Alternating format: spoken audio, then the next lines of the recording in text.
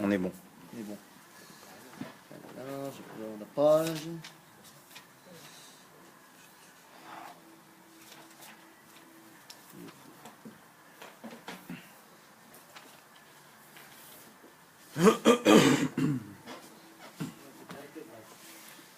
Ouais, c'est ça. Je suis juste pas sûr si on a fini le Yud Dalet. C'est bon.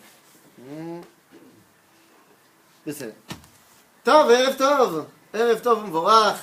Très très heureux de vous retrouver après cette pause hivernale. Mais ça y est, on a pris des forces. J'étais dans la neige parisienne la semaine dernière. Toi aussi t'étais là-bas? Je t'ai pas vu. Et donc maintenant on revient dans notre étude du livre de Bereshit. Et on retrouve notre personnage préféré, Avraham Avinu. On est au fin du chapitre 14 du livre de Bereshit. Et je replace les choses dans leur contexte tout de suite. C'est quoi le chapitre 14? Le chapitre 14, c'est le moment où Avraham se dévoile, finalement. C'est-à-dire, je vous rappelle que lorsqu'on fait la connaissance d'Avraham, à la toute fin du chapitre 11 et surtout au chapitre 12, on ne le connaît pas vraiment. On sait qu'il vient de la famille hébraïque, mais on ne le connaît pas plus que ça. On n'a pas reçu véritablement d'informations sur lui au départ. Pas comme Noach, où on nous avait dit tout de suite que c'est un Ish Tzadik. Avraham, on ne le savait pas. Et on apprend à le découvrir. Au chapitre 12, on le découvre comme quelqu'un qui parle avec Dieu, mais qui argumente beaucoup avec Dieu. Au chapitre 13, on va le découvrir comme quelqu'un qui a plein de péripéties. Et au chapitre 14, il se dévoile comme étant un chef de guerre. Puisque le chapitre 14 du livre de Bereshit, c'est la Première Guerre mondiale. Première Guerre mondiale qui va opposer le conglomérat des 4 rois babyloniens, la superpuissance de l'Est. Il faut savoir que le monde à l'époque, c'est une véritable guerre froide entre deux blocs, le bloc de l'Est et le bloc de l'Ouest. Le bloc de l'Est, c'est Babylone. Le bloc de l'Est, l'Égypte. Canaan, Eretz Canaan, appartient quelque part à l'Égypte. Aval, tout ce qui est du côté est du Jourdain appartient à l'Empire babylonien. Et donc on voit que les Babyloniens vont arriver dans la région pour mater une révolte des rois de la région de la mer Morte. Dans cette histoire, Abraham va être rentré dans l'histoire à cause de son neveu Lot. Et à la fin du chapitre 14, Abraham a gagné. Abraham a gagné. Il a réussi à battre la plus grande armée du monde, la superpuissance de l'Est. Il les a poursuivis jusqu'au nord, jusqu'à côté de Damas, et il a gagné. Mais attendez, qu'est-ce que ça veut dire, il a gagné? Eh bien, ça veut dire que désormais, Abraham n'est plus seulement la personnalité spirituelle qui fait des âmes, mais c'est maintenant un chef politique. On avait terminé la dernière fois en nous disant que finalement, à la fin de la guerre, Abraham était arrivé à Emek Shaveh ou Emek Hamelech. Et là-bas, Emek Shaveh, Emek Hamelech, c'est à Jérusalem, à Ir David, dans la vallée du Gihon. Et là-bas, Rashi nous dira que tous les rois de la région se sont réunis pour faire de Abraham le patron. En d'autres termes, Abraham a failli devenir roi. Vous imaginez un pays dirigé par Abraham Avinu? Ça commence à ressembler grandement au projet initial de qui? De Dieu. Car je vous rappelle, nous avons une machloquette. Nous avons un grand débat entre deux projets. Le projet de Dieu et le projet d'Abraham. Le projet de Dieu étant de créer une nation à vocation universelle, donc un pays, alors qu'Abraham voulait créer une religion cosmopolite, portant sur l'individu. Ok? Les récapitulatifs sont faits, c'est bon? Une fois qu'Abraham a gagné, alors je vous invite, on est à la fin du chapitre 14, plus précisément au verset Yotret. Abraham est donc à 500 mètres de Jérusalem, mais il ne va pas rentrer dans la ville. Pourquoi il ne va pas rentrer dans la ville? Parce que le roi de Jérusalem sort à sa rencontre. Ou Malki Tzedek Melech Shalem,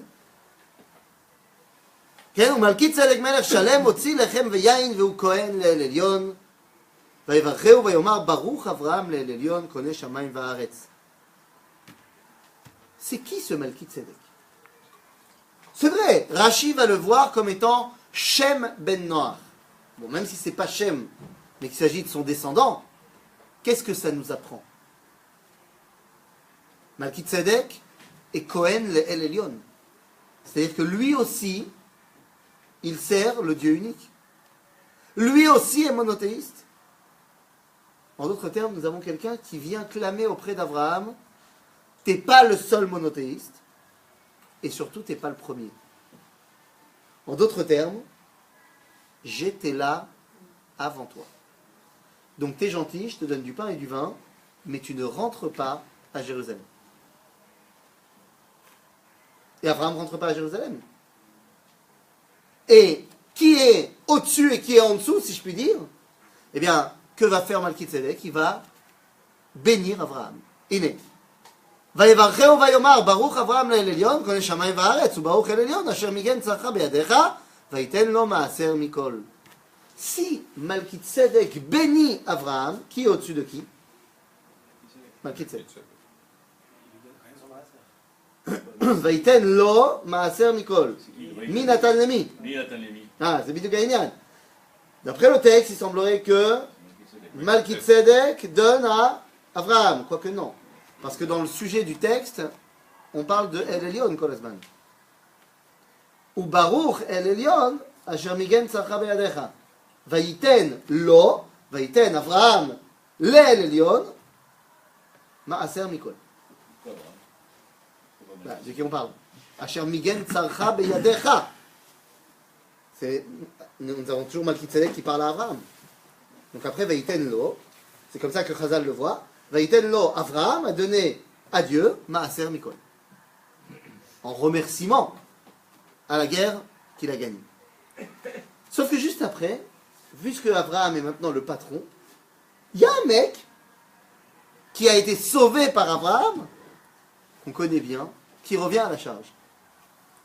Vayomer Melech Sdom el Avraham, tenni hanefesh, varechush kachlach.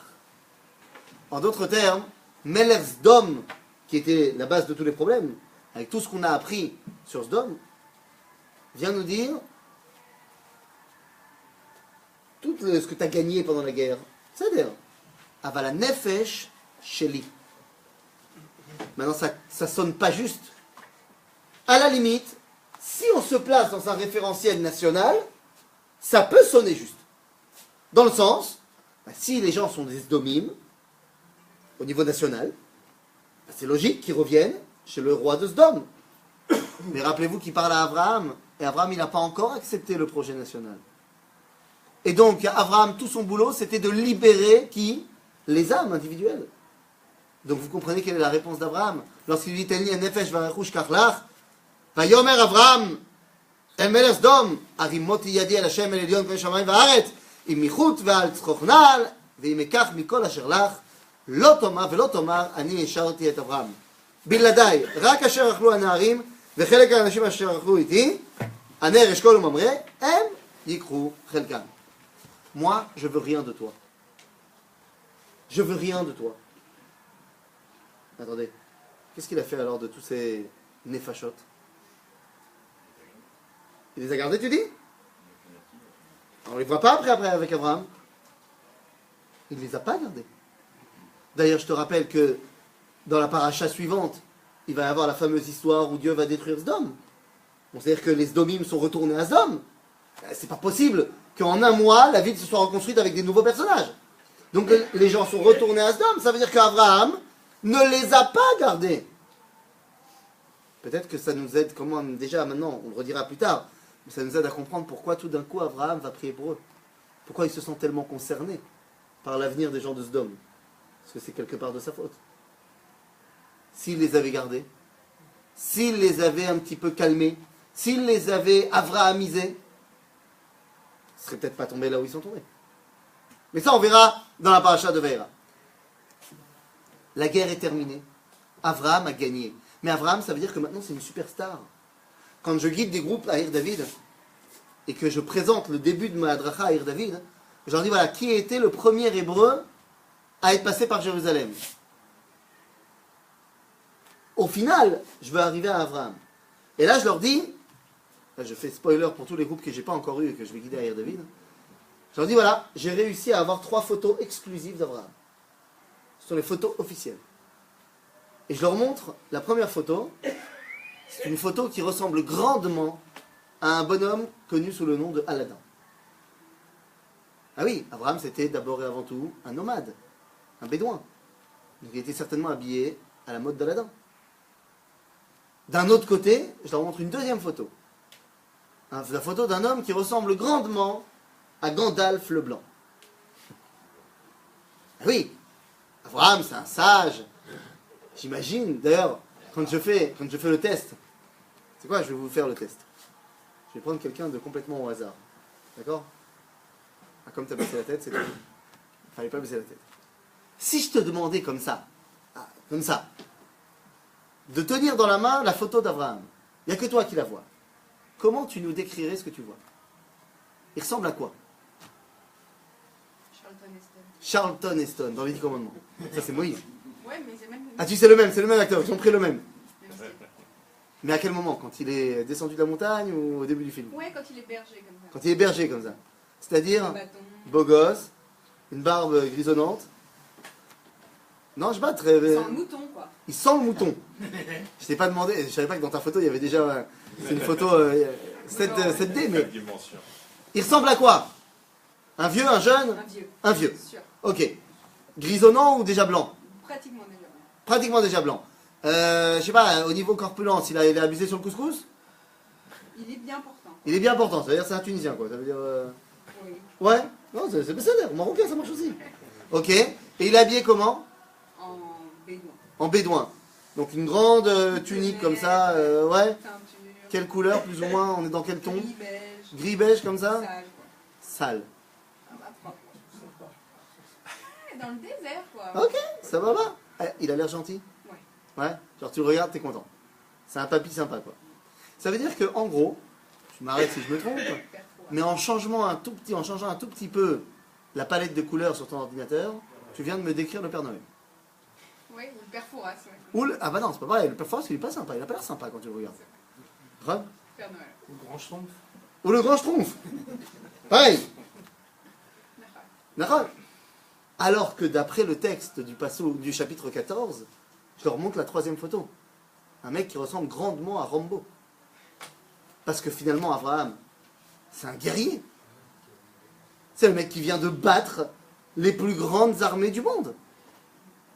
Mais on n'a pas du tout cette image-là de lui. À Mamakara, le problème de la victoire, c'est qu'elle va engendrer maintenant une nouvelle réalité. Jusqu'à présent, Abraham était le juif spirituel, le spiritualiste, avec des bonnes idées de gouroutitude. Mais maintenant, qu'il le veuille ou pas, qu'il soit motivé ou pas par cela, il est vu comme étant le conquérant, comme étant le chef de guerre. Mais est-ce que ça va l'aider à propager son idéologie? Je vous rappelle que l'idéologie d'Abraham, une religion cosmopolite qui parle à tout le monde, ça marche quand tu es quelqu'un qui a l'air attirant. Mais quand tu es quelqu'un qui est maintenant dangereux, qui est quelqu'un qui fait peur, ça va aider à propager son idéologie ou ça va réfréner son idéologie? Ben, ça va la réfréner. Son projet à lui, à cause de la guerre, on a pris un sacré coup. Mais pour ce qui est du projet de Dieu, ben, ça va dans le bon sens. Puisqu'on demande de créer une nation. Pour une nation, il faut un chef politique. Alors regardez ce qui se passe. Et on ouvre le chapitre 15. Achar advarim haele. Mais achar advarim haele. Quelle est la différence dans la Torah entre achar et acharé? Des fois il y a marqué acharé, Il va marquer Achar. La différence, c'est que Acharé, c'est du pluriel. C'est le Yud du pluriel. On a rajouté le Yud. En gros, nous dit Razal, Achar Samour, Acharé Mouflag. Quand il y a marqué Achar, ça veut dire c'est juste après. Acharé, c'est avec beaucoup de Acharim. Ok? Donc quand il y a marqué Acharé, Advarim Aele, il peut s'être passé 3 mois, 6 mois, 1 an. Achar, c'est miyad achar kach. ויהי אחר הדברים האלה, היה דבר השם אל אברהם במחזה לאמור. Donc Dieu lui parle, cool. Donc après quoi? Après la guerre. Et qu'est-ce qu'il va lui dire? Al tira Abraham anochi magen lach. J'ai envie de te dire merci beaucoup Dieu, mais tu arrives, comment te dire, 2 semaines trop tard. Donc, c'est quoi cette histoire?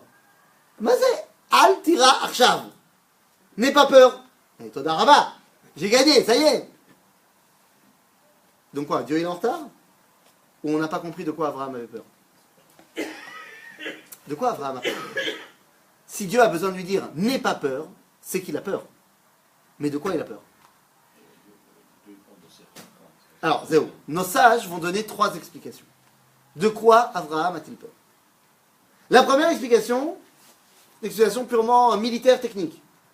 Il a peur, certes il a gagné une bataille, il a repoussé les ennemis. Mais qui sait, peut-être qu'ils vont revenir. Parce qu'il ne les a pas tués. Il a repoussé les ennemis et ils se sont enfuis. Ils sont retournés à Babylone. Mais qui te dit qu'ils ne sont pas en train de se réorganiser, une grosse armée, et ils vont revenir. Donc ça c'est le premier, Al-Tira, qui à ce moment-là est assez compréhensible. Le deuxième, Al-Tira, ça correspond à la suite du verset. Qu'Avraham Avinu, il avait peur que s'il a gagné, c'est parce que Dieu il a pioché dans sa banque de Olam Haba. C'est-à-dire de quel mérite il avait Abraham pour gagner cette guerre incroyable. Dieu il a pris un petit peu de ce qui était réservé pour lui à la banque et il lui a mis comme mérite pour gagner la guerre. Donc Dieu lui répond Al tira Abraham, Anochi magen lach srarcha arbe meod. Ça n'a pas pris en. Le mérite que tu as eu pour gagner la guerre, c'est indépendant de ton compte en banque de Olam Haba. C'est pas Al tidai. Mais la troisième explication de Chazal est encore plus forte. De quoi il avait peur? Il avait peur d'avoir tué des gens bien. Et moi je me pose la question. Est-ce que cette crainte est justifiée ou pas?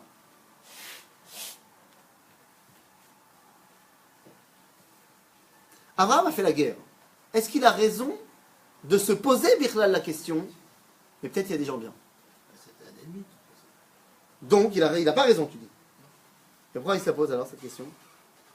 Quand tu pars à la guerre, je ne sais pas combien d'entre vous ici ont participé à des guerres en Israël ou ailleurs. Ceux qui ont participé, est-ce que quand on s'est retrouvé en opération, on s'est posé la question de savoir si la personne qui est en face de moi avec son arme, ou tzaddik ou rachat? Avec son arme, non, pas avec son peur de tuer les innocents. Je parle pas de ça. Je parle quand tu es sur le front.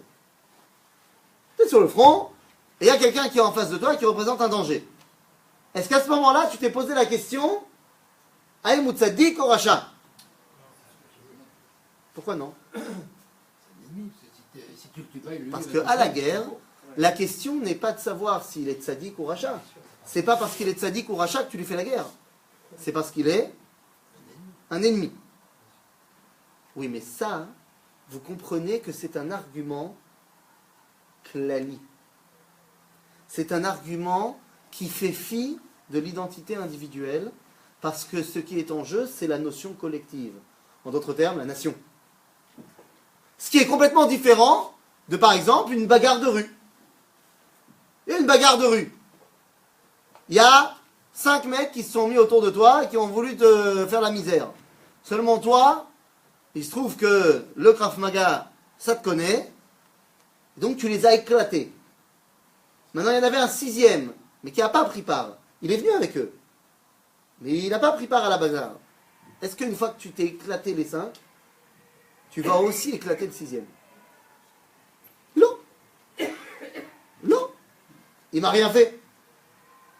Alors que si c'était une guerre, je ne me pose pas la question de est-ce qu'il a réussi à tirer ou il n'a pas réussi à tirer.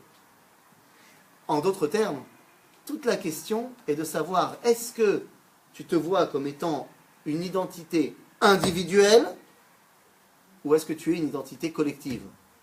Est-ce que tu es un peuple en devenir ou est-ce que tu es Abraham de nom de famille Avinu? Eh bien, on voit que Abraham se voit comme étant un individu. Il a peur d'avoir tué des tzadikim. Et Akadosh Baruch Hu va lui dire Al tira Abraham. Anochi magen lach. Tiens donc, il y aurait donc un magen pour Abraham. Vous avez déjà entendu parler de lui? Jamais, hein? Qu'est-ce qu'on dit dans la tefila? Baruch ata Hashem, magen Abraham. Mazé. Ouais, mais mazé magen Abraham, ça veut dire quoi? De quoi? On protège quoi chez Abraham? Bien les amis, lorsque Abraham a lu dans la tefila Elohé Abraham, il a pris son sido, il a marqué Elohé Abraham. Cool! Il était content. Après il a lu qu'il y avait marqué Elohé Yitzhak. C'est ce qu'il avait dit au tout début de l'Ech Lecha, il dit Va'avarcha, Va'gadetcha, Va'avarcha Shemecha. Alors à chaque fois, hein, le Talmud il dit, ce mot-là, ça vient, le premier c'est Elohé Abraham. Ensuite, Va'gadetcha, c'est Elohé Yitzhak. Ve'ye Beracha, c'est Elohé Yaakov. Et le Talmud dit qu'à chaque fois qu'il a entendu c'est Elohé Yitzhak, c'est Elohé Yaakov, il était en mode en décomposition totale. Quoi? Parce que tout d'un coup on met Dieu avec quelqu'un d'autre alors il n'est pas content? Non, c'est pas ça. C'est que ce que représente Elohé Yitzhak et Elohé Yaakov, c'est complètement différent de ce que représente Elohé Abraham. Elohé Abraham, Midat Chesed, l'universel. Elohé Yitzhak, c'est le nationaliste. Il n'est jamais sorti d'Israël. Elohé Yaakov, c'est celui qui va en exil. C'est pas du tout le projet d'Abraham. Seulement, nous dit le Talmud, Aval veheye beracha, quand finalement Dieu lui dit veheye beracha, le Talmud dit becha chotmim. Parce que finalement, dans cette bracha, on termine en disant, après être passé par Elohé Yitzhak et Elohé Yaakov, on termine Baruch ata Hashem, Magen Avraham. Ça veut dire qu'au final, le plan de nation à vocation universelle, c'est ça qui va promouvoir. Et donc, finalement, Akadosh Baruch Hu lui dit Al tira Avraham, Anochi magen lach. Anisam et magen sheli alecha. En d'autres termes, t'inquiète pour mon plan. C'est celui qui va marcher. Sera rare de meod. Mais là, Abraham, il est mal. Parce que son projet en a pris un gros coup. Et le projet d'Akadosh Baruch Hu, lui, il est au top. Alors, qu'est-ce qu'Abraham va faire? Eh bien, regardez. Vayomer Abraham. Adonai Elohim. Ma titen li. Va'anochi olech hariri. Qu'est-ce que ça veut dire? Tu veux que ce soit ton projet qui marche? Mais ton projet, Dieu, je te rappelle, qui repose sur une donnée quand même assez fondamentale. Tu veux qu'on crée un peuple. Aux dernières nouvelles, je suis stérile. Donc, ton projet ne marchera pas. Matitenli, va'anochi olech hariri, ou ben meshek beti, ou damesek Eliezer. C'est quoi cette phrase? Écoute, je veux pas m'immiscer dans tes plans, Dieu, mais j'ai pas d'enfant et j'ai un aide de camp sympa, il s'appelle Eliezer. Qu'est-ce que tu dis? Quel rapport? Ah, quel rapport? T'as compris le rapport? Seulement Abraham, il l'a pas dit clairement. D'ailleurs, regarde, c'est quoi le verset juste après, comment il commence? Va Yomer Abraham. Attendez 2 secondes. Qui a parlé dans le verset d'avant? Je relis. Je suis au verset bête. Vayomer Avraham, Hashem Elohim, matitenli, va'anochi olech hariri, ben meshek beti, damesek Eliezer. Donc qui a parlé? Avraham. Et le verset suivant, Vayomer Avraham. J'ai pas besoin que tu me redises que Avraham a parlé. C'est Avraham qui parlait. Donc de là, tu es obligé de comprendre que il y a eu un blanc entre verset bête et verset guimel. C'est-à-dire que Avraham attendait quoi? Une réponse. Il n'y a pas eu de réponse. Là-bas, il n'y a pas eu de réponse. Parce que, je m'appelle Dieu, d'accord? Tu ne me la fais pas à moi. Moi, j'ai très bien compris ce que tu voulais dire. Mais tant que tu ne le diras pas, je ne te parle pas. Alors vas-y, exprime-toi. Sors-le. Et donc finalement, Abraham le sort. Il dit, Vayomer Abraham, Hen, lo natata zera, veine ben beti yoreshoti. Ah voilà, maintenant c'est clair. Qu'est-ce qu'il voulait lui dire dans le premier verset? Il a dit, j'ai pas d'enfant, donc ça sera qui mon successeur? Eliezer. En d'autres termes, nanana, nanana, nanana, j'aurai pas un peuple. Je vais finalement créer une grande idéologie qui se transmet de rave à élève. Et non pas de père en fils. Là, il est en train de proposer quelque chose qu'on connaît. Une religion monothéiste qui se transmet sur la base non pas de la filiation nationale, mais sur la base de la transmission idéologique. Hein? Comme de par hasard, un match comme de par hasard, Jésus, il avait 12 élèves. 12 apôtres. Comment c'est possible? Pourquoi il est arrivé à ce chiffre? Hein? Comme de par hasard, il est né à Bethléem. Alors que c'est pas logique au niveau de la géographie. Bon, entre la géographie et la théologie, il y a un monde. Vous avez fait un peu de catéchisme, non? Vous n'étiez pas en France? Ses parents, à notre ami Jesus, où est-ce qu'ils habitent? À Nazareth, Nazrat. C'est où? Au nord. D'accord? D'après l'histoire de eux, bon, elle est en cloque, on va passer. Bon, elle a fait la chanson, quoi. Hein, elle a écouté la chanson, elle a dit, elle a fait un bébé toute seule. C'est Besséder. Elle a fait la bêtise. Hein? Elle a fait la bêtise. La bêtise. Elle a fait un bébé toute seule. Et donc, Besséder. Le seul problème, c'est que il faut absolument que d'un côté, ce bébé, il vienne pas de Joseph. Il faut que ce soit le fils de Dieu. D'un autre côté, il faut absolument qu'il soit le fils de Joseph. Pourquoi? Je vous rappelle que tout l'objectif, c'est que ce bonhomme, ce soit le descendant de qui? De David. Pour qu'il puisse devenir le Mashiach, il faut que ce soit Ben David. Donc, c'est très bien qu'il soit le fils de Yosef, parce que Yosef, il vient de Ben David. Bon, le seul problème, c'est que c'est pas vraiment le fils de Yosef, puisque c'est l'Immaculée Conception. Donc, il faut absolument qu'on le fasse quand même correspondre à. Et donc, c'est pour ça qu'on va le faire naître à Bethléem. Pourquoi je dis on va faire naître à Bethléem? Là, ils habitent à Nazareth. D'après ce qui est marqué dans les évangiles, ils vont descendre à Jérusalem, monter à Jérusalem. Ils vont aller à Jérusalem. Agave, pas du tout à Noël, mais à Pessah. C'est marqué chez eux, hein, c'est pas une invention. Pourquoi Noël après? C'est beaucoup plus tard qu'on l'a fait naître à Noël. C'était plus commercial. Ah oui. Tu comprends bien qu'ils vont finalement vendre le christianisme à qui? À Polo, Shaoul. Shaoul de Tars, plus connu sous son pseudo Polo. Paul, il écrit lui-même, il dit, ça n'a pas marché chez les Juifs. Ils veulent pas. Ils ont dit non. Donc finalement, on va les vendre ça aux Romains. Au monde. C'est Rome. T'imagines bien que Rome, tu vas pas leur vendre 613 mitzvot. C'est pas un truc qui est vendeur. Donc, tu viens à Rome. Qu'est-ce qui est plus facile? De dire à quelqu'un, écoute, tout ce en quoi tu crois, c'est des bêtises. T'es un abruti fini, viens, je te propose autre chose. Ou alors, tu dis, je me rends compte que vous avez une intuition incroyablement profonde. C'est-à-dire que vous ressentez la Kedusha. Je vais juste maintenant vous expliquer à quel point vous aviez raison. Ben oui, parce que je te rappelle qu'avant d'être Noël, c'était les Saturnales et les Calamdales, les grandes fêtes romaines de la fin de l'année, les fêtes les plus importantes du calendrier romain. Donc qu'est-ce qui est plus facile? De dire, attends, mais ça n'a aucun rapport, c'est tout pourri, viens, je te donne un autre jour, aucun rapport dans 6 mois, ça va être un jour super important. Ou alors, je dis, mais ce jour-là que vous ressentez depuis des centaines d'années comme étant un jour incroyable, vous savez pourquoi il est incroyable? Parce que c'est la naissance du Fils de Dieu. Oui, là ça me parle. Bon, en vrai, on s'en fiche.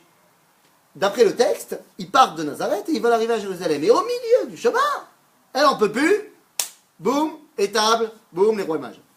Bon, je veux bien. Mais le problème, c'est que Bethléem, c'est au sud de Jérusalem. Nazareth, Jérusalem, Bethléem. C'est ça. Il n'y avait pas de connexion. Non, pas shoot. Il faut qu'ils naissent à Bethléem. Parce que David, Il vient de Bethléem. Donc c'est toute la symbolique. Le christianisme, il est basé sur de la symbolique. Et c'est pour ça que, puisque le christianisme vient remplacer qui? Qui? Am Israël. Comment est-ce qu'il commence chaque bonne messe catholique? Avec une bonne phrase en latin. Nous, vrai Israël, ton saint peuple. Quel est le fameux Verus Israël? Donc, puisqu'il faut remplacer les Bnei Israël, si je ne me trompe pas, c'est 12 frères, 12 tribus. Donc, il faut absolument que Jésus, il ait 12 apôtres.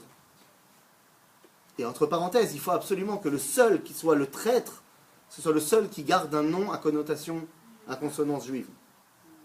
Ben oui. Tous les autres, ils peuvent déjà changer leur nom en mode chrétien, mais celui-là, il faut qu'il reste à connotation juive. C'est de la symbolique, c'est des ça. Maintenant, une fois qu'on sait ça, quand Abraham, il propose que son successeur, ce soit Eliezer, ben voilà, mais on n'est pas dupes. C'est de ça qu'il parle. Créer une religion basée sur la transmission à l'élève. Bon, maintenant qu'il l'a dit, Dieu va répondre. Il est. Veine, devar Hashem elav slicha lemor. Que ce soit bien clair. Lo yirashra ze. C'est bon, c'est clair? C'est pas celui-là qui va hériter de toi. Qui sera Kim asher yotze mimecha ou yirashecha. Tu vas avoir un fils et c'est lui qui va hériter de toi. Maintenant, Abraham, il a du mal. Pourquoi il a du mal? Nous dit le Midrash, parce qu'Abraham, il a regardé les Kochavim. Il a étudié l'astronomie et l'astrologie. Et il a vu qu'il était marqué dans les astres que Abraham ne peut pas avoir d'enfant.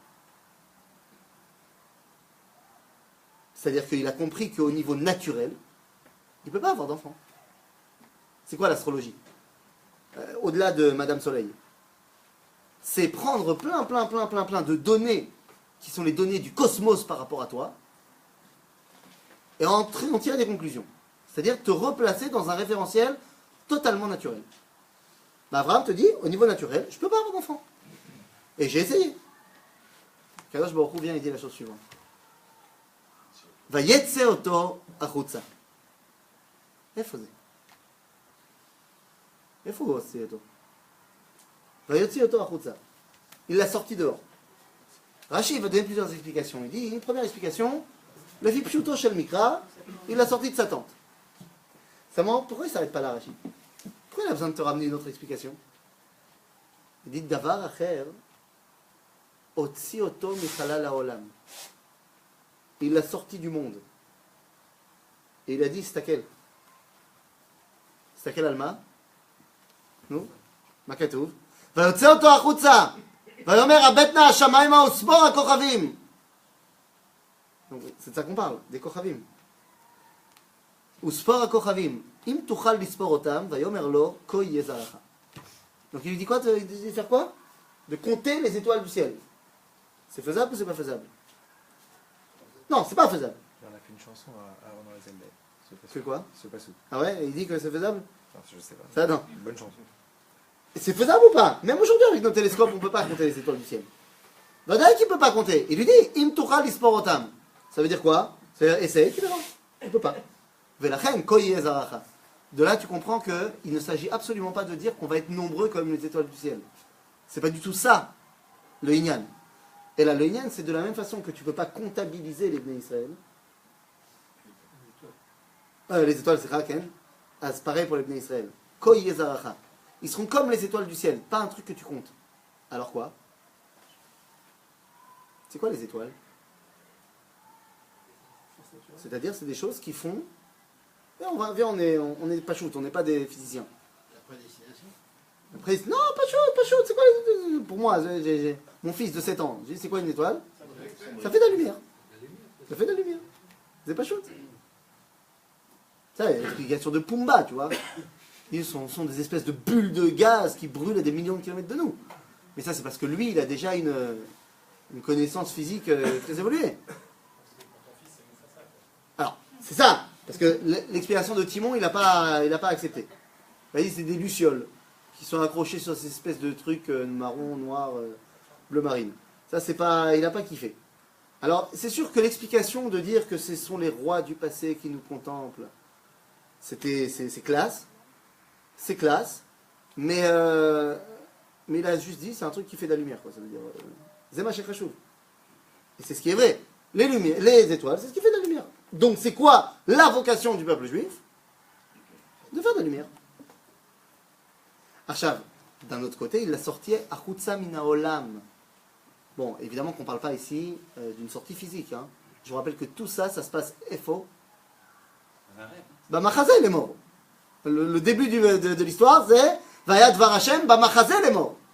C'est un rêve. C'est-à-dire, donc dans le rêve, c'est open bar. Il fait ce qu'il veut. Donc il l'a sorti à Chutza. Pourquoi? Pour lui expliquer que Nachon, t'as pas arrêté d'étudier les Kochavim et tu as vu que, d'après l'astrologie, Abraham, il ne peut pas avoir d'enfant.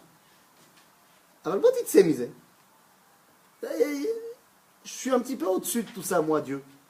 Donc, je te dis que tu auras un enfant, tu auras un enfant. Le seul problème, c'est qu'Abraham, maintenant, il va commencer à poser des vraies questions. Il dit, ok, j'entends. Ve'emin Bashem. באמת, והאמין בשם. איך הוא עשה את זה?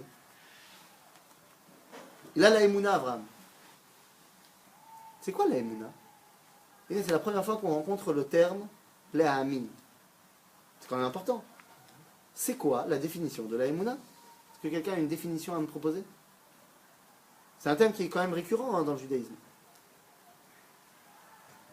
Non? On croit sans démonstration. On croit sans démonstration. Il y a quelque chose qui n'est pas démontrable. Pas démontrable. La manne d'Hachem. Là, La manne d'Hachem. la manne d'Hachem. C'est-à-dire la manne d'Hachem. La foi. On reçoit la manne, la émouna. La hal, le mot man, ça vient du mot émouna. La foi, c'est la traduction. C'est pas une définition. La conviction. Traduction La aussi. confiance, faire confiance. Mais c'est quoi la émouna? Faire confiance à quelqu'un les yeux fermés. Faire comme ça, regarde les yeux fermés. Donc tu rejoins quelque chose que je ne peux pas expliquer. Donc vous donnez une excellente définition de la émouna. Bon, c'est la définition chrétienne de la émouna, mais ça reste la définition officielle, d'après le christianisme. D'après le christianisme, la définition de la émouna, c'est là où le cerveau ou l'intellect s'arrête, la émouna commence. C'est ce que vous venez de me dire. C'est Yafé Meod, aval, on n'est pas chrétien. C'est ça la conviction. Hein? C'est ça la conviction. Oui, mais sauf que ça, c'est chrétien, c'est pas juif. Oui, mais nous, on est juifs. Donc il va falloir qu'on propose autre chose. On peut mettre. De dire que la émouna, c'est quelque chose qui me dépasse, que je ne comprends pas, que voilà, j'y crois, mais je ne sais pas pourquoi. Non seulement c'est chrétien, mais en plus c'est absurde. Bébête, si je te demande de sauter par là, fais-moi confiance. L'eau. Emouna, ça vient du mot Amen. Amen. Amin, Amen. Amen, ça vient lui-même au niveau grammatical, au niveau de la racine, du mot Emet. En d'autres termes, Mashéou Emouna, c'est Mashéou Emet. Quelque chose qui s'est dévoilé à moi comme étant vrai. Le seul problème, c'est comment je sais que quelque chose est vrai. Eh bien, il y a deux façons de prouver que quelque chose est vrai. Soit par la preuve empirique, soit par le vécu. Hein? C'est quoi? Non. La preuve empirique, c'est j'ai pas forcément vécu l'événement, mais je peux le démontrer au niveau scientifique. Ah, le vécu personnel. Oui, le vécu personnel. La preuve empirique, c'est pas scientifique. Hein. C'est quoi alors? Ah, c'est la preuve, c'est les choses qui se passent directement sans avoir aucune preuve scientifique. Pardon? La preuve empirique, c'est pas, il n'y a pas de. Empirique, ça veut dire que j'ai pu le démontrer plusieurs fois, que je peux en tirer une loi. Mais démontrer tout. Ça ne veut pas que ce soit scientifique. Ça fait partie des domaines de la science, c'est Besséder. C'est-à-dire, Empirique est basé sur l'observation. sur l'observation de l'événement. C'est-à-dire qu'il y a un événement, je ne l'ai pas forcément moi vécu, mais je peux le démontrer. Il y a des preuves. Alors que ce soit au niveau de l'observation, ou alors au niveau du calcul en laboratoire, ça peut marcher aussi. C'est-à-dire je peux déterminer que la masse d'un atome c'est X, pas parce que j'ai tenu dans ma main un atome et que je l'ai mis sur une balance. Mais j'ai fait des calculs. Et au final, je vais arriver à la masse de l'atome. Ça sera émettre. Il n'y a pas de démonstration, c'est ça que je veux dire. La démonstration par l'observation.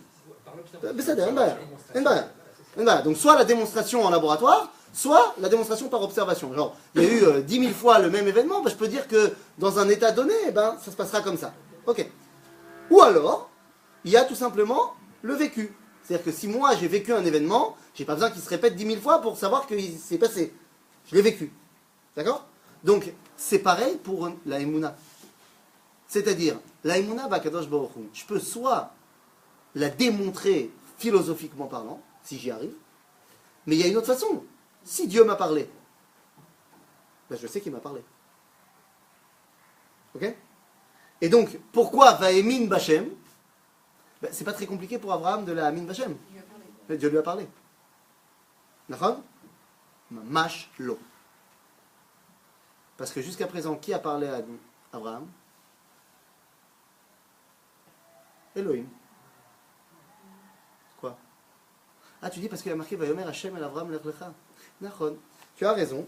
Mais d'un autre côté, tu sais ce que la paracha de Vaera m'a dit. Lorsqu'il dit Vaera el Avraham el Yitzhak ve'el Yaakov be'el Shaddai u'shmi Hashem lo nodati lahem, dit Dieu à Moshe. D'accord? Donc quelque part, Hashem, il ne le connaît pas si bien que ça. Ve'emin b'Hashem, c'est parce que Akadosh Baruch Hu, en tant que Hashem, donc qui dépasse les lois de la nature, vient de lui dire, tu vas avoir un fils. Au niveau élohimique, si je pourrais dire, au niveau des lois de la nature, tu peux pas. Ah bon? Maintenant, je vous balance en spoiler comme ça. Plus tard, Dieu va lui expliquer tout simplement, il va lui dire, tu avais raison, Abraham ne peut pas avoir d'enfant, mais Abraham, il va avoir un enfant. Ça, c'est pas la même chose dans les Kochavim. Ok? Donc, Veyemin Bachem, le seul problème d'Abraham, c'est pas ça. C'est la suite du verset. Vayarcheve alo tzedaka.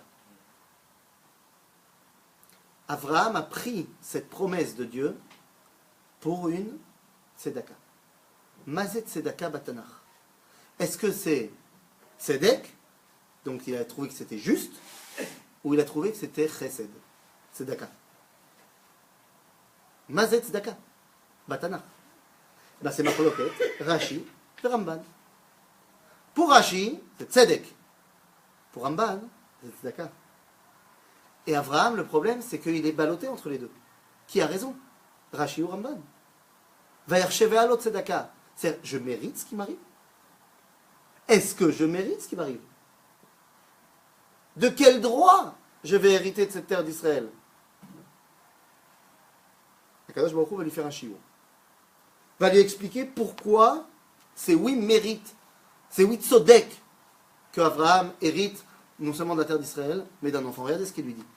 Vayarcheve alo tzedaka. Vayomer elav, ani Hashem, asher hotzeticha me'ur kasdim. לתת לך את הארץ הזאת לרשתה. Ça ressemble à un verset que je connais, tiens. J'ai lu il n'y a pas longtemps dans la Torah. Ani Hashem, asher hotzeticha me'ur kasdim. Ça ressemblerait pas à Anochi Hashem Elohecha, asher hotzeticha me'eretz Mitzrayim? אבל זה עוד לא קרה. מה? יציאת מצרים לא, אבל אור kasdim ken. C'est-à-dire que là, on est en train de entendre Aseret Adibrot, mais en mode Abraham. Dieu lui dit Ani Hashem asher hotzeticha me'ur kasdim. Maintenant, qu'est-ce qui s'est passé là-bas? On a vu, et d'après le Midrash, et d'après le texte, que Abraham a été sorti vivant de quoi? De la fournaise. Mais ça, c'est pas quelque chose qui est au niveau de la nature. En d'autres termes, Akadosh Baruch Hu vient lui expliquer Ata, tu t'es élevé au-delà de la nature. En ça, en cette qualité-là, tu mérites ce qui est en train de t'arriver. Le problème, c'est qu'Abraham, il est prêt à accepter ça. Mais Dieu ne lui a pas promis que c'est lui qui allait hériter de la terre d'Israël. Que qui allait hériter? Ses descendants. Moi, perso, j'ai réussi à m'élever au-delà de la nature, au Kasdim. Super. Mais qui me dit que mes descendants, ils vont réussir à être zakaïm de ça? Ils vont réussir à mériter également cela. Fair enough, dit Dieu. Je vais t'expliquer. Hein? Je vais t'expliquer. ויאמר אליו אני השם אשר הוצאתך מאור כשדים לתת לך את הארץ הזאת לרשתה. ויאמר אדוני אלוהים במה אדע כי ירשנה? Comment je sais que mes descendants eux ils mériteront? ויאמר אליו, קחה לי עגלה משולשת, ועז משולשת, ועיל משולש, ותור וגוזל. Donc il lui dit de prendre quoi? Une chèvre. Il y a un vin, c'est un aigla. Nous. Agnelle. Quoi? Un Mais veau. non, c'est. Oui, c'est un veau féminin. Comment Oui, une velle. on dit une velle? Mais non. Plutôt, une petite vache. Pas une génisse. Une génisse? Génisse? Alors, on va pour une génisse. Allez. La brioute.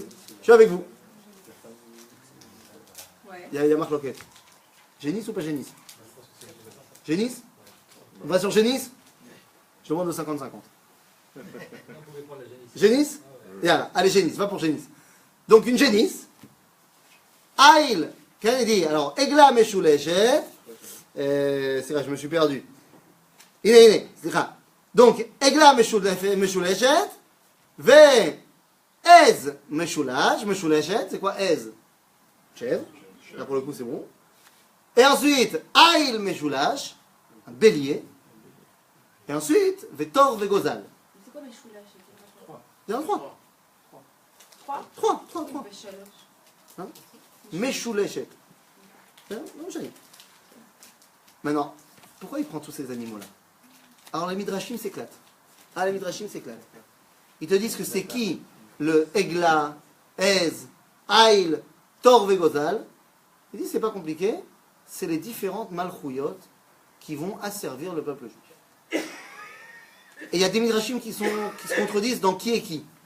C'est-à-dire qu'à chaque fois on retrouve Babylone, la Perse, la Grèce, Rome. Des fois on fait rentrer l'Égypte dedans pour le kiff. Et il y a certains Midrashim qui te disent que Egla c'est l'Égypte et l'autre qui te disent que Egla c'est Babylone. Mais non, Chané. L'idée c'est de dire que Akadosh Baruch Hu lui fait comprendre que les Malchouyot ressemblent à des animaux. Et là c'est Sheila Ilama. C'est Ce sont toutes des bêtes d'accord. Tor Vegozal, non. Tor Vegozal, c'est un oiseau et un. Enfin, c'est deux sortes d'oiseaux. Et Lama, en fait, Akadosh Baruch Hu voulait expliquer à Abraham ce qu'allait expliquer des années plus tard un monsieur du nom de Thomas Hobbes. Vous avez entendu parler de Thomas Hobbes? Quel? Hein? Oui, c'est un philosophe qui a écrit un livre qui s'appelle Le Léviathan. Alors, dans le Léviathan, qu'est-ce qu'il explique? Sur la couverture du livre, il dessine le Léviathan. Il dit en gros que l'humain ne peut se retrouver que dans l'individu. La nation est une bête féroce, satanique. Et donc sur la couverture du livre, il dessine le Léviathan, cette bête satanique, mythologique, biblique, qui est une espèce de bête immonde avec un visage menaçant. Et quand tu regardes de près, cette bête féroce est formée de milliers de visages humains. En d'autres termes, l'humain, tu le trouves dans le prat, mais la nation, le klal, c'est sauvage, c'est bestial, ce sont des animaux. Et c'est ici ce qu'Akadosh Baruch Hu explique à Abraham. Voilà comment les nations représentent la nation, comme étant un individu perdu à l'intérieur de la bestialité naturelle. Aval, comment est-ce que Hobbes il a inventé ça? Il a lu la Bible. Il a lu la Bible.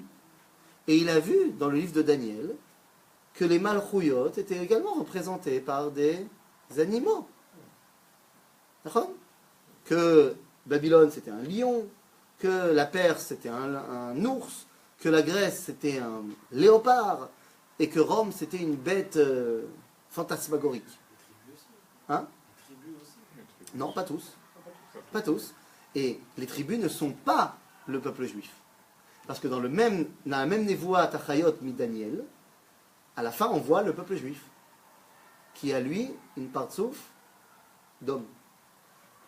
C'est-à-dire que Akadosh Baruch Hu va expliquer à Abraham, Nachon, toutes les nations se voient comme étant, en termes de nation, quelque chose de naturel et bestial. Donc dénué, puisqu'on parle de quelque chose de naturel, dénué de tout sens moral. Et oui, les nations du monde, pourquoi elles se sont formées en tant que nations? Pas pour des valeurs morales, mais pour des valeurs naturelles. On était un groupe humain sur le même territoire, portant la même langue, partageant la même langue, ayant la même histoire commune, donc on s'organise au niveau national. Ce sont des conditions naturelles qui ont amené à l'éveil de la nation. Alors que dans le peuple juif, c'est pas le cas. Où est-ce qu'on est né? Chez quelqu'un d'autre. C'est-à-dire que ce n'est pas les conditions naturelles qui ont fait que. C'est le choix moral de représenter un idéal. Et c'est là que Akadosh Baruch Hu va expliquer à Abraham, tes enfants, que ce soit au sens miad, tout de suite, ou que ce soit dans toutes les générations, ils vont passer également l'étape pour Kasdim, quand ils seront chez toutes ces nations. Et la reine, toi, tu vas devoir briser ça. Et qu'est-ce que tu vas faire donc avec tout ça? Ben, il lui dit, Vetor vegozal, vaikach lo et kol ele, vaivater otam batavech. Il a coupé tous ces animaux en deux. C'est comme ça qu'on faisait des alliances à l'époque, ce qu'on appelle Brit Ben Abetarim, l'alliance entre les morceaux. On coupe l'animal, on met deux côtés, et on passe entre les deux morceaux. C'était comme ça qu'on faisait à l'époque. Bon, c'est pas le même délire qu'aujourd'hui, mais c'est comme ça qu'on faisait. En d'autres termes, Dieu lui dit, il va falloir briser cette chaîne de la nature, de la bestialité. C'est-à-dire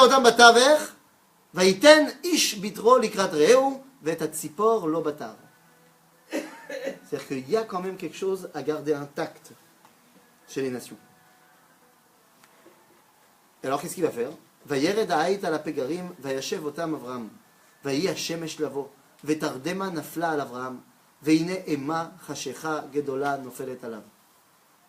Abraham ressent le poids de l'histoire.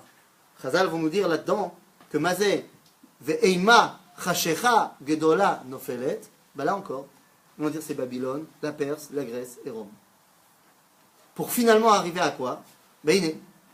Vayomer l'Avraham, yado ateda, ki ger yezaracha be'eretz lo lahem. Donc eux aussi ils passeront par le côté Urkazim. Avalma, ועבדום והיינו אותם, כי גר יזרעך בארץ לא להם. ועבדום והיינו אותם 400 שנה. וגם את הגוי אשר יעבדו דן אנוכי, ואחרי כן יצאו לרכוש גדול. En d'autres termes, il y a une équation morale à la fin de l'histoire. La sortie d'Égypte, et toi ta sortie de Ur-Kasdim, a d'abord et avant tout une vocation morale. Il y a quelqu'un qui juge. Ce n'est pas seulement le plus fort qui est en train d'asservir le plus faible. Et une fois qu'il lui a dit ça, alors il peut lui dire, ok, donc qu'est-ce que je te promets?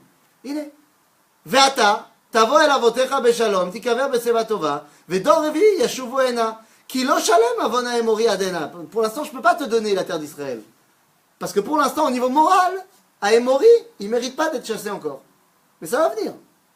Et à ce moment-là, vayi Hashem eshba, ve'alata aya, ve'ine והנה תנוס לך עשן ולפיד אש אשר עבר בין הגזרים האלה. ביום ההוא כרת השם את אברהם ברית לאמור. Qu'est-ce qu'il lui a promis? לזרעך נתתי את הארץ הזאת. Première alliance avec Abraham.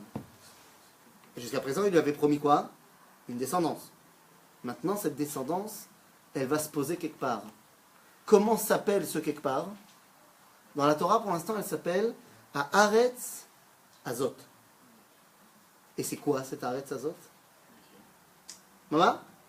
On a les frontières.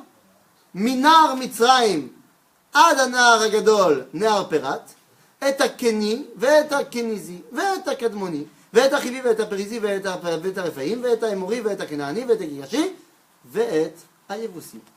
En gros, je te promets une terre qui va du Nil jusqu'à l'Euphrate. Ce que notre ami Alain Soral, dans ses vidéos, aime à appeler le grand Israël. Un très grand Israël, avec quoi au milieu? Un sacré gros morceau de désert. On voit sur la pièce de 10 agorot. Ouais, ce qu'on voit sur la pièce de 10 agorot. On va retrouver. La pièce de 10 agorot, tu as la carte du grand Israël, projet colonialiste, impérialiste du peuple juif, qui veut imposer sa réalité au monde entier. Donc, le problème, c'est quoi? C'est qu'au final, la mitzvah de Itnachalut, elle n'est pas dans tout ce territoire. Elle va être dans une autre alliance, qu'on verra plus tard, qui s'appellera Brit Hamila. Où là-bas, Dieu lui donnera un autre territoire. Là, il va falloir comprendre quelle est la différence entre les deux. Ça, on verra quand on aura pris l'autre alliance, alors on pourra faire la différence entre les deux. Mais, oui? J'ai une question. Pourquoi tout ce... C'est quand même très important au niveau nation. pourquoi tout ça se fait Bamachazé, la nuit, il en doit Tardeman a fait à la voix? Nachon. Pourquoi il lui dit pas ça, Bekef, comme ça, tranquilloum? Puisque je veux dire, il a un langage avec lui éveillé avec les Tout à fait, tout à fait. La question est très bonne. Et la réponse, elle est très simple. C'est que la profondeur de la question amène une simplicité énorme. À savoir, toute cette névoie, elle met qui au top et qui est en train de subir? Non, Abraham, c'est à lui qu'on parle. Mais qui on est en train de montrer à Abraham? On est en train de montrer la grandeur des nations. C'est-à-dire qu'on est en train de lui expliquer de la même façon que toi, tu étais à Ur-Kasdim et t'en es sorti, il y a, donc en d'autres termes, ça s'appelle comment pour le peuple juif, quand c'est les nations qui sont en haut et toi qui es en bas, ça s'appelle l'exil.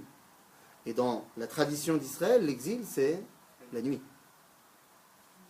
Et donc, si c'est la névoie de l'exil, il est tout à fait logique que ce soit une névoie de nuit. Ok?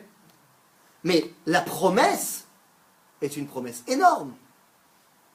Ah oui, du Nil jusqu'à l'Euphrate, machin, c'est tout un programme.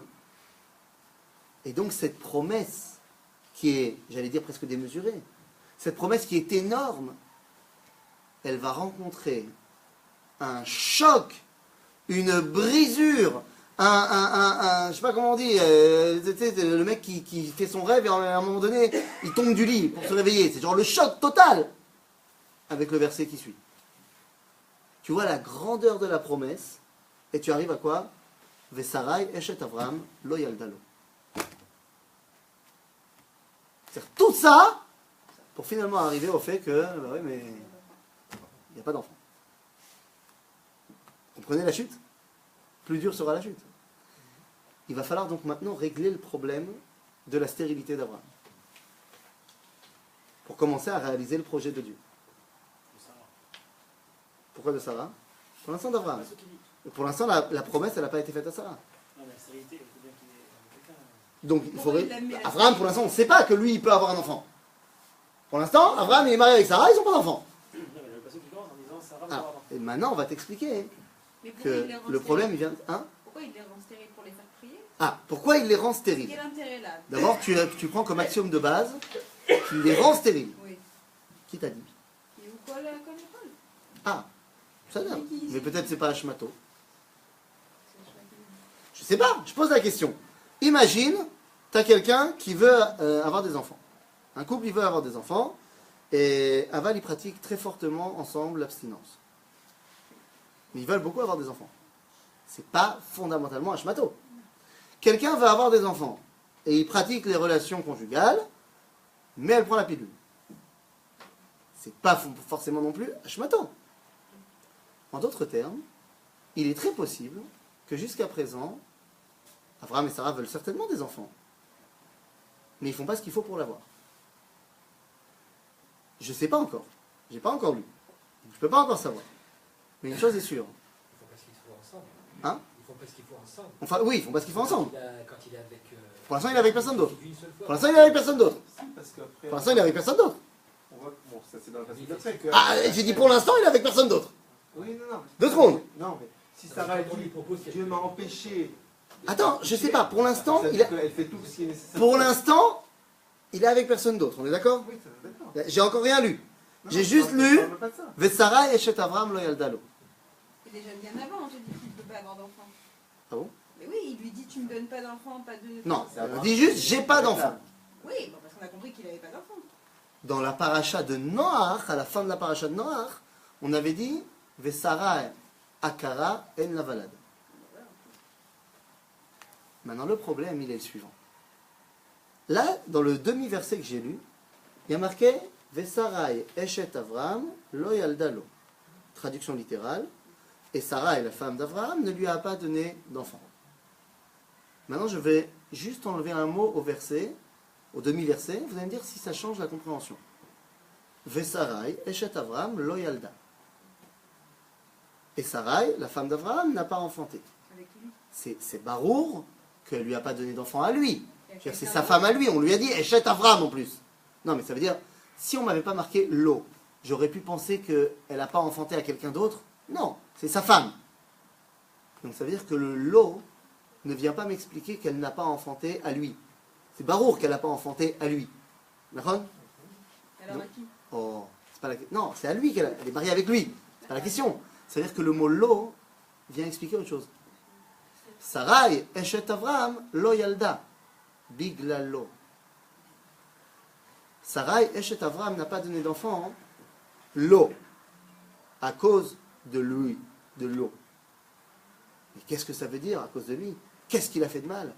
Et comment est-ce qu'ils vont remédier à tout cela?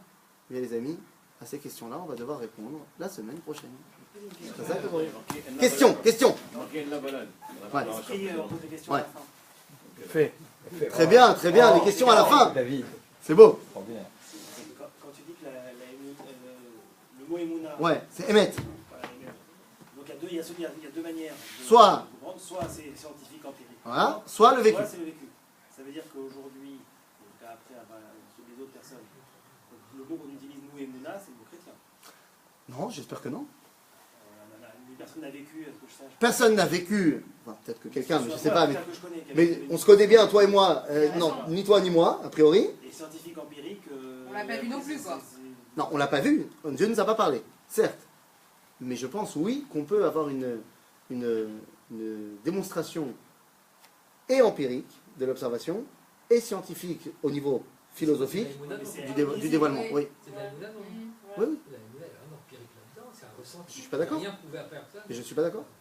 On a le droit d'avoir un désaccord. Ah ouais, plaisir. Voilà, je ne suis pas d'accord. Je pense que si on veut utiliser le mot Emouna en mode juif et pas en mode chrétien, je pense que cette Emouna, et je pense, moi, avoir la Emouna dans quelque chose que j'aimerais appeler Akadosh Baruch Hu, je pense que cette Emouna, elle est basée sur, oui, un développement de la transmission du dévoilement qui n'est pas un ressenti. Qui n'est pas un ressenti parce qu'une kol hakavod, ni vous, ni moi, je pense qu'on a ressenti Dieu.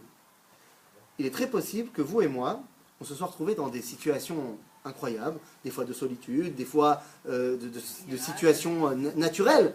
Des fois, je sais pas, moi ça m'est déjà arrivé, tu montes en haut de Masada au lever du soleil, tu vois des... C'est ça le ressenti. Alors, il y a fait. C'est la façon dont nous Je suis bien d'accord. Je suis bien d'accord. La seule... Je suis à 100% d'accord avec vous, mais là où je dis que c'est pas de la Emouna, non, là je suis d'accord, mais là où je dis que c'est pas de la Emouna, c'est que ce moment, on est arrivé à un état de conscience incroyable de wouh. C'est pas un moment, c'est une conjonction du moment. Oui, si vous voulez.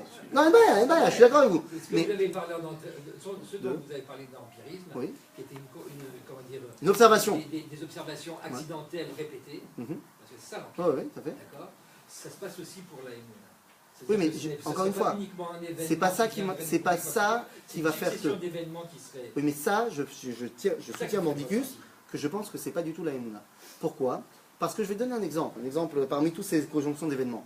Qu'à un moment donné, je me suis levé très tôt, je suis sur le sommet d'une montagne incroyable dans les monts de Judée, et je vois un lever du soleil incroyable qui éclaire toute la vallée du Jourdain, et là je dis Marabout Maaser Hashem. C'est fait. C'est fait. Oui, bien sûr, mais tout le monde peut dire ça. Nahon, tout le monde peut dire ça, à la seule condition, à la seule... Non, il dira pas la même chose.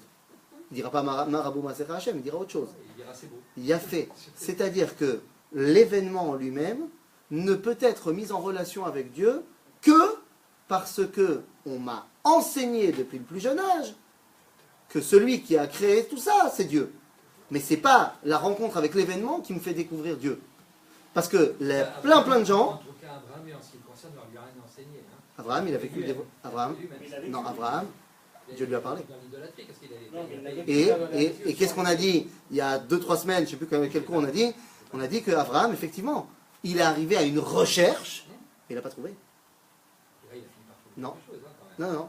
On a évoqué le midrash que tout le monde connaît, mais que tout le monde connaît mal. C'est-à-dire que tout le monde connaît, on a évoqué le midrash que tout le monde connaît, mais que tout le monde connaît mal, qui dit qu'Abraham, il a cherché, donc au début il a dit c'est le soleil, après il a dit c'est la lune, après il a dit, seulement à la fin du midrash, il n'a rien trouvé. À la fin de ce midrash, Abraham arrive au doute. Non, encore une fois, je vous explique. Ça, encore une fois, ce que vous dites, c'est une version erronée du midrash. C'est pas ce qui est marqué. C'est ce qu'on a envie de comprendre, mais c'est pas ce qui est marqué. Je suis désolé. La fin du midrash ne me dit pas, donc, puisque j'ai tout fait, il y a forcément Dieu. C'est pas ce qui est marqué dans le midrash. Le midrash nous dit que finalement, Abraham est arrivé à la conclusion que deux points, ouvrez les guillemets, Efshar bira zol elo manig. C'est-à-dire quoi? Il n'y a pas de patron à tout ça. Donc Abraham n'est pas arrivé à la découverte de Dieu. Il est arrivé au doute. Et le Midrash continue en disant Et tzit salav ba'alabira, ve'amar ani hu ba'alabira. C'est-à-dire qu'au final, ce n'est pas Abraham qui a découvert Dieu, c'est Dieu qui s'est dévoilé à Abraham. On est d'accord là-dessus. Mais Bien s'il fait. se manifeste, il ne se manifeste pas chez n'importe qui. Ah. Il se manifeste chez C'est lui pas- parce qu'il y a Non. une aptitude à recevoir ça. Parce qu'il est hébreu, on a expliqué, parce qu'il vient de la tradition hébraïque. Enbaya. Mais le fait est que ce n'est pas Abraham de lui-même, au niveau de sa recherche naturelle, qui est arrivé à Dieu. C'est Dieu qui est venu le voir. Et c'est très différent. C'est très très différent. Parce que seul, Il n'est pas venu avoir n'importe qui, Abraham. On est bien d'accord. Parce qu'Abraham avait fait un chemin déjà. non. Pas d'accord avec vous. Quel chemin? Quel chemin? Et Voilà, pour que Dieu se manifeste auprès Oui. de lui, Oui. c'est que Abraham a déjà fait déjà Quel- une partie du chemin. quel chemin? Le chemin de dénier toute l'idolâtrie qui lui était... Oui, mais le problème de ce que vous êtes en train de dire, c'est ce qu'on avait évoqué quand on a Ouais. étudié la fin de la paracha de Noach, que tout ça, c'est marqué uniquement dans le Midrash et pas dans la Torah. Dans la Torah, par contre, il y a marqué Vayomer Hashem el Avram, sans que je sache quoi que ce soit sur lui. C'est-à-dire que dans la Torah, on ne m'a pas dit qu'Abraham était un grand combattant contre l'idolâtrie. La Torah, c'est vraiment qu'il y a des elliptiques, il faut le Midrash pour pouvoir la... La Torah, elle est d'abord et avant tout, le Pshat, il ne peut pas venir expliquer le Midrash. C'est le Midrash qui doit venir expliquer le Pshat.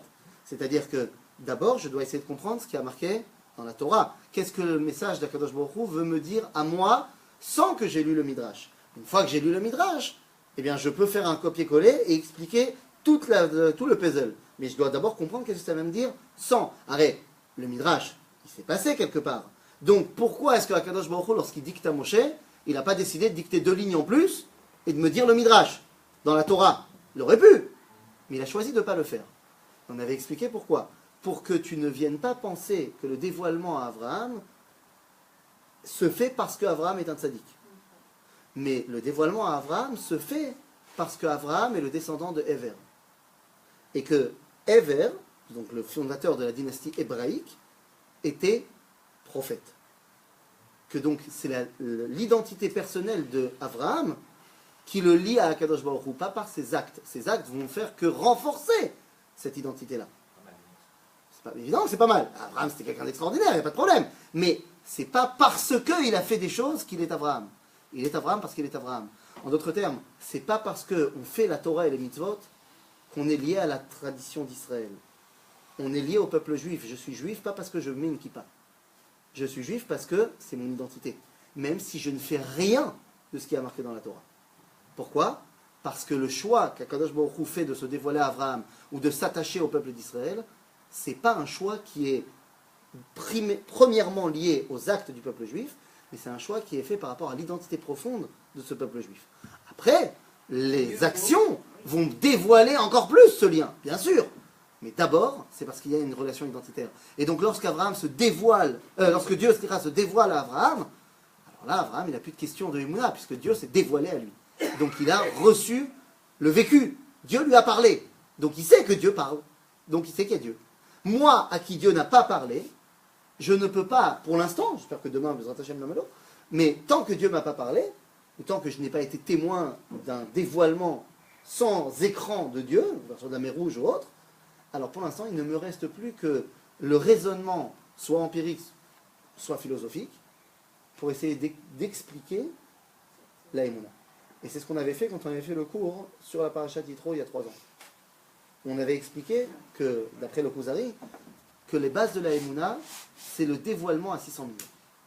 Et la transmission de génération en génération, le dévoilement à 600 000. Pas à une personne qui dit que Dieu parle, mais que 600 000 personnes ont balancé la même histoire, la même version de l'histoire, de génération en génération, et que c'est une histoire qui ne faisait pas partie, avant cette histoire, du domaine de définition de l'homme. Jamais personne n'avait vu, n'avait parlé, n'avait entendu Dieu parler. Mais on ne va pas maintenant refaire tout le cours. Chazak ou Barouf? Attendez, question? Juste une question. Oui. Pourquoi il y a le mot, dans la moitié